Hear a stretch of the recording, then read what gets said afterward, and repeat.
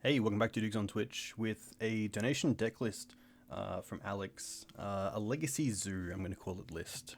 So it's a 5-color aggressive shell, pretty fair to begin with. A lot of creatures in the deck that are pretty much vanilla against a lot of the combo decks, but against a metagame of something like Delver, pretty nice. A lot of creatures that can be bigger than Bolt, in Elvish Reclaimer, Tarmogoyf.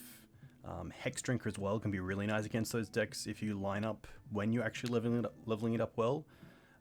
This does have a small Green Suns package, which can find Dryad Arbor, your beaters, Noble Hierarchs, Qasali Pridemage for any pesty artifacts and enchantments, Ramunap for getting back Wasteland or fetch lands, Klothys, which has really been an all-star since it's made its debut in Legacy, seeing play in Maverick, and also some Rug Delver shells. I've also seen it in Loam, and Maverick, which is nice.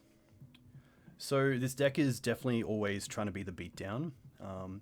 There are games where you can try to take the position of the control player, but that's going to rely on how your deck sort of actually progresses throughout the match. Maybe if it is a removal heavy or planeswalker heavy deck, that could happen, but I think most of the time we're going to be trying to beat our opponent down before they can actually set up some sort of either combo or get their own sort of plan online. So one thing that's quite different from traditional Zoo is that Wild and Cattle isn't in playing, which probably is one of the first cards you think of when you think of Zoo in Magic.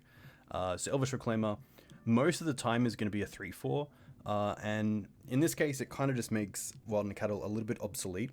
Unless you wanted extra copies of 1-drops that were 3/3s, you could play Wild and Cattle, but I think Elvish Reclaimer in this build is just better, especially with the upside of finding Bojuka Bog, Karakas, or Wasteland. But we did go through a league, which you can find on my YouTube channel. It was pretty nice.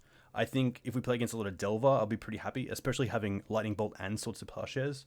Not only relevant against Delver, but also Dreadhorde Arcanist, which is really good. Domri's actually been really nice. One thing that I really like about Domri is that the tick up, the mana that you add doesn't need to be used on the creatures that you cast to be uncounted.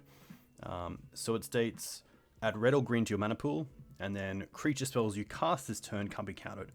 So it's not just creature spells that you cast this turn with this mana that you've made, and it's not this mana can only be used for creature spells. So it's really nice for leveling up Hexdrinker, using it for Green Suns, a variety of things, which is quite nice. The fight ability is also pretty good because it means Domri sticking around as well. So if you're playing against a deck where you want to get rid of a creature, your opponent might have to deal with Domri through another spell. So if you can 2-for-1 your opponent, it's a great way to do that. Domri as well, just giving the extra +1/+0 is kind of nice. Kind of subtle, but I do like it in the Tarmogoyf mirrors where our Tarmogoyfs are actually going to be bigger than theirs. Which might be so already with Exalted through Noble Hierarch or Qasali Pridemage, but I think that's pretty nice and probably worth mentioning. One card that I think could be in this list is a Scavenging Ooze, especially because it kind of adds everything to the deck. It can be found with Green Suns, but we are going to go ahead with this list and see how it goes, and then make some recommendations after. To the board, we have Leyline of the Void for the graveyard decks, Blood Moon for some of the 3 to 4 color shells, Pyroblast for the blue decks, Forkbolt for any creature decks. Young Pyromancer is a little bit annoying, and also some of the Death and Taxes style decks, even Mavericks. Being able to 2-for-1 with Forkbolt is going to be pretty relevant, hopefully. Rec Sage is here for any additional removal for enchantments or artifacts. It could definitely be Night of Autumn. I think the big plus of Rec Sage is that it just costs 1 green to make. So if we are playing it in a Blood Moon deck or against the Blood Moon deck, it's a lot easier to cast than Night of Autumn.